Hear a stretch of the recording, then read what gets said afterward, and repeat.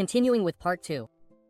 Previously, Casis guards had captured Visconde Shrek and asked him why Vivian was confined. He replied that there must have been a misunderstanding, since when Miss Vivian came to the mansion to stay in the public eye, she looked like a noble, so how could he have known that she was his wife?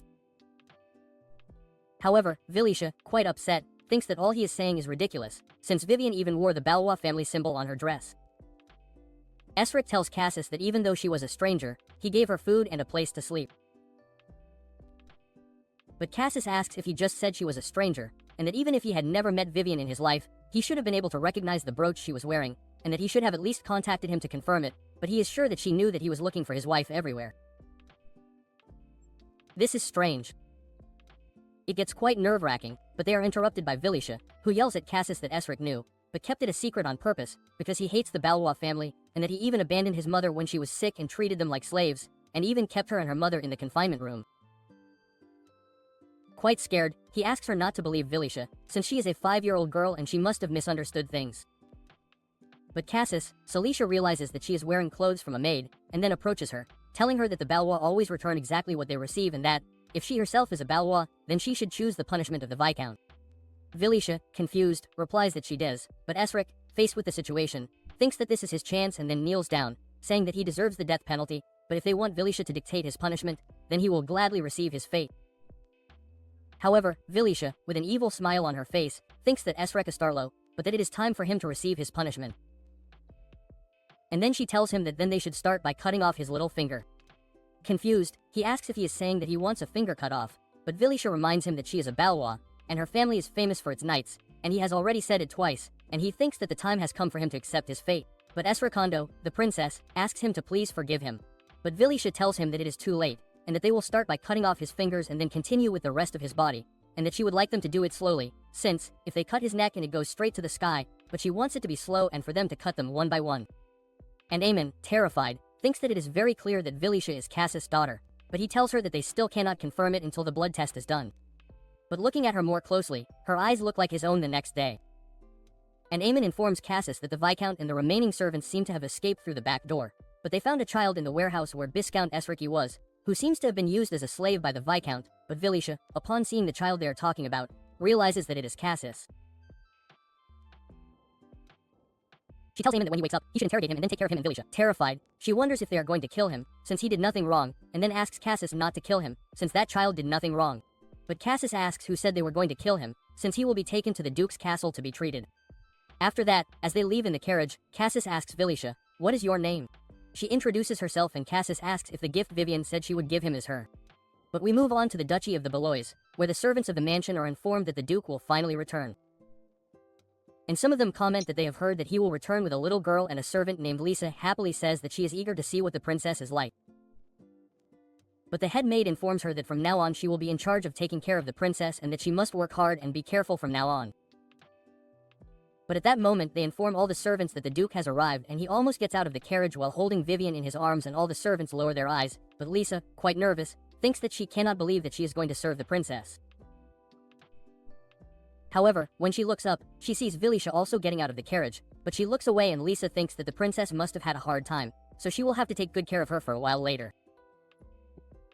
Villisha introduces herself to her and tells her that from now on she will be in her care and will ensure her happiness. Villisha, surprised, wonders if Lisa has always been this smiling. While remembering that, because in her previous life she was forced to play the villain, she always humiliated Lisa for anything, thus causing Lisa to go from being a bright and cheerful person to a person without any emotion whatsoever. Letting out a small sigh, she thinks that all of this was her fault. But Lisa asks her if she wants to take a bath or go eat. Villisha replies that she will do it herself, and Lisa tells her that she may not be used to being served when it's time to bathe, but that she should get used to it. And while Villisha was taking a shower, Lisan can't help but shed a few tears when she sees the large scar that Villisha has on her back. But a while later, after Villisha gets ready, Lisa tells Villisha that if there's anything in particular that she wants to eat, she should let her know.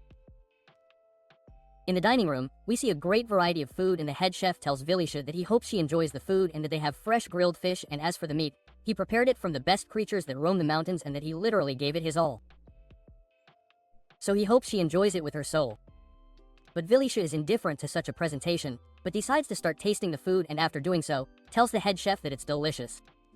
He happily leaves because of what happened, saying that as expected, his cooking is the best. But Villisha, seeing the other maids washing her, wonders how much longer she will have to put up with it. But Lisa notices the situation and glares at the other maids, who quickly leave the place, which makes Villisha feel a little more comfortable. Lisa tells her that it is her first time in the Balois castle, so everything must seem strange to her, but that tomorrow they will walk around the castle and she will show her around, and that she is sure that she will like the place, although she does not think she will want to live here after she gets married. But Villisha, surprised, wonders what Lisa is thinking as night falls. Lisa asks Villisha what she thought of her father the first time she saw him, and that she may not know, but Casis has not stayed in the castle since the Duchess left, and that, according to rumors, there was no place in the entire empire that he did not go to look for the Duchess, and he even looked for her in other countries, and that he loves his wife very much, so she is sure that he will also be just as good to her, and that she could become the most spoiled daughter in the world, but Villisha more than anyone. She knows that her father is not that kind of person, and Lisa tells her that of course Casis is like the male protagonist of a romantic novel. But Villisha thinks that on the contrary, he is the villain. Lisa tells him that she is quite happy, since she feels like a maid in a romantic story and that she is looking forward to meeting the man the princess will marry when she grows up. But Villisha apologizes in her mind, since she is the daughter of the villain and is doomed to die after meeting the protagonist of this romantic novel. But Lisa, seeing her, thinks that she must be feeling sad for losing her mother overnight, so, frustrated, thinks that she should talk to him about something else. And then, having a brilliant idea, she tells Villisha that she supposes she doesn't know much about the history of the Balois family, and that this place is much more than she imagines, since it is a castle like those in fairy tales. And ever since she started working as a maid, she heard many stories about the ghosts of maids who died while working for noble families. So, at first, she was a little worried, but it has been different with the Balois family, since it really is a dream job for people like her, because they don't have strict hours and can enjoy 3 delicious meals a day, and they also have an exclusive rest area, and in the end, they also give her paid vacations. But Villisha thinks that all that happened because Casis was not in the house, and that if she were to stick to her role like before, her life would be very unhappy. But after returning, due to the regression, she was able to do good deeds that she couldn't do before, and she might live a different life from now on, but she is interrupted by Lisa, who asks her if the Balois family is really not amazing. Villisha answers yes, and then, surprised, tells her that the Balois family is very different from what she heard outside, and that she has heard that the Balois divide the bodies of disobedient workers. But Lisa asks him, who dared to tell her such horrible things? And that she must not listen to the words of those insects, since the Balois, a family that people cannot make fun of, are a great family that became one of the 4 major families of the Lot Empire, thanks to their swordsmanship and Casis, who were at the forefront of countless battles and conquests, contributing to the creation of the current Lol Empire. And they also possess the so-called demonic energy that only the direct lineage can handle. And each of the heirs have had unique abilities. And because of that, the Balois bloodline is overwhelmingly stronger than the others. So she can be proud of being the princess. Balois Villisha thinks that Lisa is really loyal and can't believe that she tormented her so much, but she is sorry, since a family as great as this will fall into the abyss, since she does not know how terrifying the madness of a man obsessed with his dead wife can be, and that his father wasted everything related to him. With the clan and his family searching for a way to revive his mother. And among these searches there were many who claimed they could save her, but their lies were discovered and they found death at the hands of their father. But among those people, one who was on the verge of death told him, Assis, it may be possible to save your dead wife with divine power, a miraculous power that heals any wound. And the one who was known for using divine power at that time was the Empress Isisilis, who, regardless of status, was willing to help the sick and heal them. So with that said, Casis had hope of being able to revive his wife, but unfortunately he ended up with the person who gave him the information, because the more people he killed his father, the more indifferent he became, like an insensitive monster. And if he considered a person useless to him, he would throw them away without hesitation. And his obsession with saving Vivian was so great that he went crazy, and after that, he went to the palace and, on his knees, asked Empress Isisilis to please save his wife. But she told him that, although she was a saint, she could not resurrect the dead, and that it was impossible with her divine power. And that it was unfortunate what happened to the Duchess, but he should bury her in his heart. However, Casis, quite upset, replied that he had not even tried, and after that he cut off a person's head in front of the Empress, which terrified everyone present. And the Empress, without understanding what was happening, asked Casis what it was all about, but he replied that once a week he would offer her a head until he saved his wife. After that, time passed and the Empress was terrified by all the deaths that Casis had caused. And he appeared again, telling her that it seemed that he enjoyed that he cut the throats of good people, but Isisilis, terrified, reminded him that he had told her that he could not revive his wife, since treating a wound and reviving a person are 2 completely different things, and that he should surrender and let her go. But Casis, remembering his wife's bright smile, replied to the Empress that if Vivian cannot be saved, then she and her divine power are useless. And after that, Casis, who in his madness murdered the Empress, was sentenced to death. And all the assets of the Balois family were confiscated by the imperial family and their relatives, with direct blood of the Balois family were also sentenced to death back to the present. Lisa asks Villain to sleep well and rest.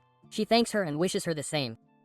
And after she leaves, Villain thinks that now that she has returned, she can live in a different way and that having returned to the original work must be a privilege.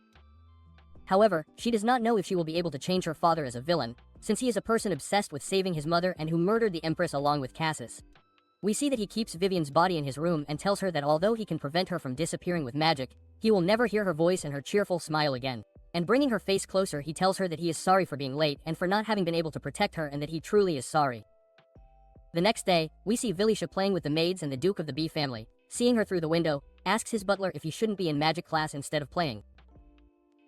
The butler tells him that the magic teacher said he had a cold and would take a few days off. So it would be a big problem if the princess were to catch it now. But the Duke asks why he has to play if he doesn't have classes and that since he has no demonic energy he has to work 3 or 4 times harder than other people, but that soon he will be able to use that energy without any problem. And he asks the butler if there is any news of the Bisker, who tells him that it has been a while since he heard from him and Duke Casis may have done something to him. The Duke tells him that it is a possibility, but it is not like the Balois family and who will be able to tame that Black Panther. But they say that they will destroy themselves, so they will only watch. But when will the funeral of the Duchess be? The butler tells him that according to the reports there will be no funeral, and the Duke, quite surprised, asks him, what does he mean by that?